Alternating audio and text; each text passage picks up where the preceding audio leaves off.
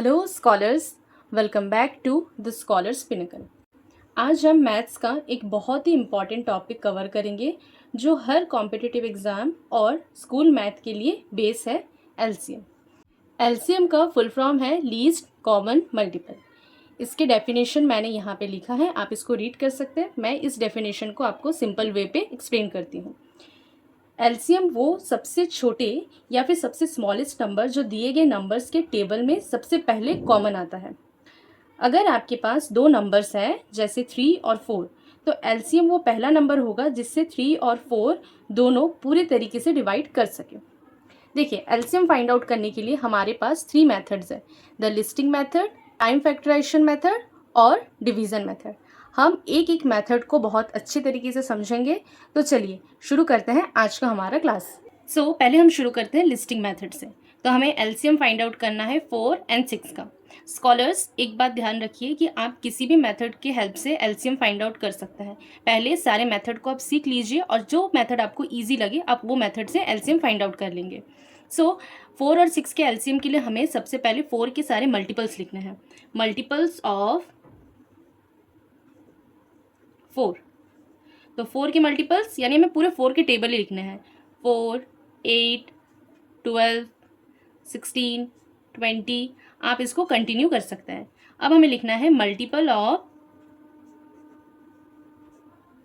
6, 6, 12, 18, 24, 30, 36। Continue आप कर सकते हैं। अब हमें इन दोनों मल्टीपल्स में कॉमन मल्टीपल फाइंड आउट करना है, यानी 4 और 6 में कौन कॉमन है। यहाँ पे 12 और 12 कॉमन है। हमें कॉमन मल्टीपल ऑफ 4 और 6 लिखना है।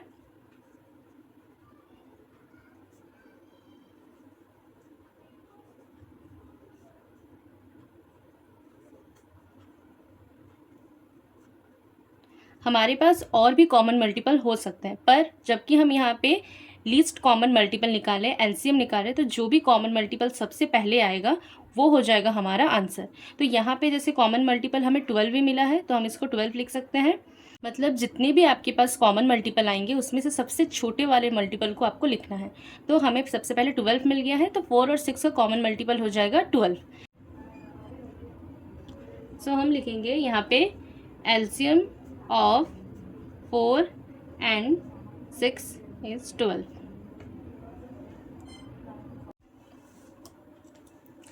Next, find the LCM of 12 and 18। Scholars, इस क्वेश्चन को आप खुद से ट्राई करें और इसके आंसर्स आप कमेंट कर सकते हैं। स्कॉलर्स, अगर आपको किसी भी तरीके के डाउट है तो आप कमेंट सेक्शन पे मुझे पूछ सकते हैं।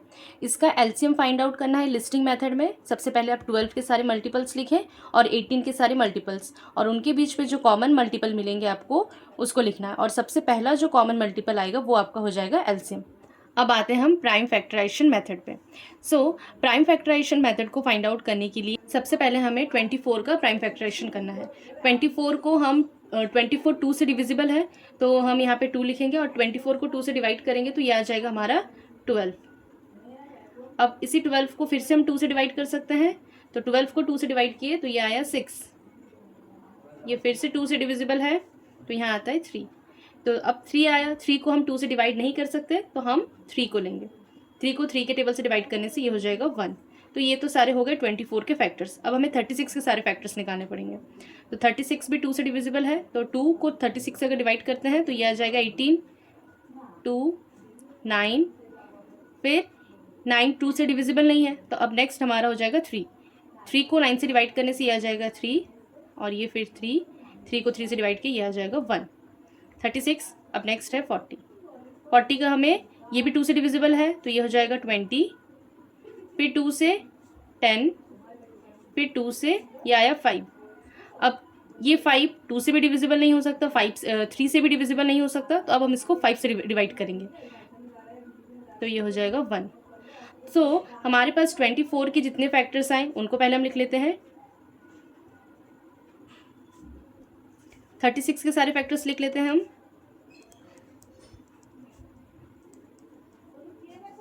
और 40 के सारे फैक्टर्स लिख लेते हैं हम। पहले हम सारे कॉमन मल्टीपल्स को देख लेते हैं। ये कॉमन है और ये भी कॉमन है, और हमारे पास कुछ कॉमन नहीं है, तो हम लिखेंगे एलसीएम ऑफ 24, 36 एंड 40 इज़, यहाँ पे जो कॉमन है 2, तो हम इसमें से एक ही 2 को लेंगे और इसमें से भी हम एक, और जितने भी हमारे पास फैक्टर्स बचे हमें सारे लिखने पड़ेंगे। तो यहाँ पे बचे हमारे पास 2 इंटू 3, और यहाँ पे बचे 3 इंटू 3, और यहाँ पे बचे 2 इंटू 5। अब हमें इन सारे डिजिट्स को मल्टीप्लाई करना पड़ेगा। 2 2 ज़ा 4, 4 2 ज़ा 8, 8 3 ज़ा 24, 24 3 ज़ा 72, 72 3 ज़ा 216, और 216 को 2 से मल्टीप्लाई करेंगे, फिर 5 से मल्टीप्लाई करेंगे, 360। स्कॉलर्स, आई होप आपको ये मेथड समझ में आ गया। मैं आपको एक चीज़ ये बताना चाहती हूँ, जब आप कॉमन लेते हैं तो क्या क्या ध्यान रखना है, क्योंकि most of the time students यहीं पे ही बहुत ज़्यादा गलत करते हैं।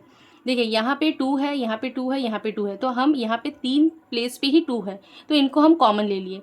अब कुछ स्टूडेंट्स क्या करते हैं, यहाँ पे 2 और ये 2 कॉमन है तो वो इनको ले लेते, पर यहाँ पे आप नहीं ले सकते इस 2 को, क्योंकि आप देख सकते थे 36 के पास 2 है और 2 है, यहाँ पे और एक्स्ट्रा 2 और नहीं बचा है, तो आपको ये कॉमन नहीं ले सकते आप। और जितने भी नंबर्स हमारे पास बच जाएंगे हम उन सारे नंबर्स को फिर मल्टीप्लाई करेंगे। अब आते हैं हम डिवीज़न मेथड पे।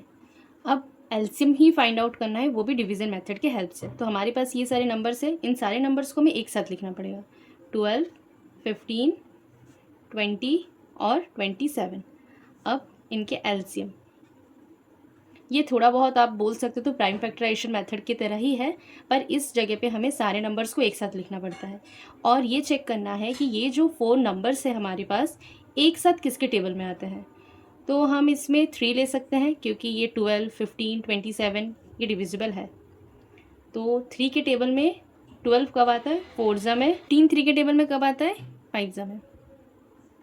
23 के टेबल में नहीं आता है, तो हम इस प्लेस पे 20 ही लिखेंगे।